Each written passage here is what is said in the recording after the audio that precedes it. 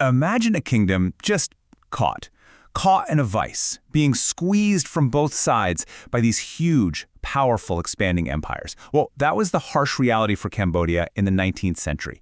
It was this absolutely devastating period where the country was literally fighting for its very existence. So today, we're going to dive into how this crisis unfolded and what it meant for the future of the entire nation. And just to give you some perspective on how bad things got, listen to this. The historian David Chandler offers this really chilling comparison. He calls it the darkest portion of Cambodia's history before the horrors of the 1970s. I mean, wow, that is an incredibly stark statement, and it really underscores the gravity of what we're about to get into. Okay, so take a look at this map, because it really gets to the absolute heart of the problem.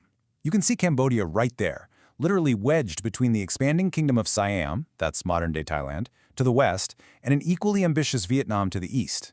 This geographical vice, you could call it, would end up defining pretty much every single political and military decision of the era. So yeah, the Cambodians found themselves as this kingdom stuck between giants. The situation was so desperate that one Vietnamese official described it perfectly. He called Cambodia an independent country that is the slave of two. That phrase, it just perfectly captures the paradox of having your own king, but having no real power, no real sovereignty. And here's the thing, these two powers wanted completely different things from Cambodia. On one hand, you had Siam. They mostly wanted loyalty and, maybe most importantly, manpower for their own wars. But Vietnam's goals? Totally different. They were after land for colonization, and they demanded that the Cambodians recognize Vietnamese cultural supremacy. So it was this clash of two very different kinds of imperialism, and both were equally dangerous for Cambodia. And right in the center of this whole storm was King Chan.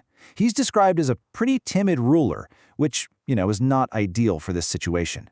He was basically forced into this incredibly precarious diplomatic game. His only real strategy was to try and play Siam and Vietnam against each other, a super high-stakes balancing act that was, well, almost impossible to maintain. And pretty inevitably, this delicate balancing act was just doomed to fail. As it started to crumble, Cambodia's already fragile autonomy completely unraveled, and that just paved the way for total foreign domination. You can actually see the rapid descent right here on this timeline. It all starts back in the 1790s, with Siam installing a king but basically carving off Cambodia's northwest provinces as payment. Then, in a really fateful move, King Chan pivots toward Vietnam, which of course infuriates Siam. You can see resistance boiling over in 1820, but it's not enough. And then, by 1835, after Chan dies, the game is up. Cambodia falls completely under Vietnamese control. But this wasn't just a simple military occupation. Oh no. What came next was something far more insidious. It was what the Vietnamese themselves called a civilizing mission. See, Emperor Minh Mang didn't just want to control Cambodia. He wanted to fundamentally remake its entire society from the ground up. And this mission was incredibly systematic. I mean, look at this. Cambodian leaders replaced with Vietnamese officials. Districts were redrawn. Everything from weights and measures to the food supply was standardized. And maybe most profoundly, Cambodians were forced to learn the Vietnamese language and adopt Vietnamese customs, clothing, and even farming techniques. This was a total top-to-bottom attempt at cultural erasure. This quote from Emperor Minh Mang himself gives us a really chilling peek into the ideology behind it all. The barbarians have become my children now, he says. This, paternalistic view saw Cambodians as uncivilized people who needed to be taught the proper Vietnamese way of life. So how did the Cambodian people respond to this so-called civilizing mission? Well, the response was as predictable as it was violent. The entire kingdom just erupted in flames, as a nationwide rebellion plunged the country into a brutal, devastating war. And it's really important to understand this was not just some minor skirmish. The rebellion in 1840 was a widespread, coordinated uprising. For a country that was often plagued by internal divisions, this was a rare and, frankly, remarkable moment of sustained, unified action against a foreign occupier. But what's really fascinating here is the Vietnamese perspective on all this. In a proclamation they sent to the rebels, they expressed complete and total bewilderment. They genuinely believed their actions were like, and I quote, bringing the Cambodian people out of the mud onto a warm feather bed. The fact that they just could not understand the hatred reveals this staggering cultural and political disconnect. Meanwhile, the Thais, who had invaded to try and counter the Vietnamese, well, they weren't faring any better. A quote from their general reveals just utter despair. After 3 years, they'd accomplished nothing, and his army was starving. Cambodia had become this bloody quagmire for absolutely everyone involved. Eventually, the war just kind of burned itself out, but it didn't end in freedom for Cambodia. Instead, an exhausted, battered kingdom simply traded one master for another. The war just ground to a bloody stalemate.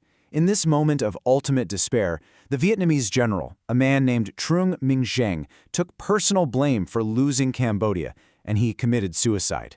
With Vietnam's withdrawal, the pendulum of power swung decisively back, and Siam's influence became dominant once again.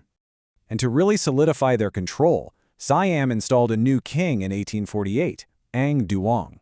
This act symbolized the huge shift in power and the beginning of a new, but still very much dependent, chapter for the Cambodian monarchy. And under this new king, Ang Duong, Cambodia actually experienced a brief but really significant renaissance. For the first time in decades, there was peace. He oversaw a cultural revival, introduced a new law code, and commissioned new histories to help restore a shattered sense of national identity.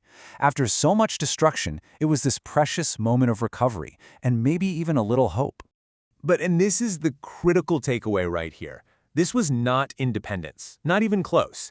Thai advisors and troops remained at the capital, so the peace and the cultural revival, it all came at a price. Cambodia was now firmly a vassal state, and its foreign policy was being dictated by Bangkok. And all of this leaves us with a final, really provocative question. After decades of being torn apart by its immediate neighbors, with its sovereignty completely shattered, was turning to a new, distant power, the French, the only realistic path left for Cambodia's survival? It's a question that would go on to define the next 100 years of its history.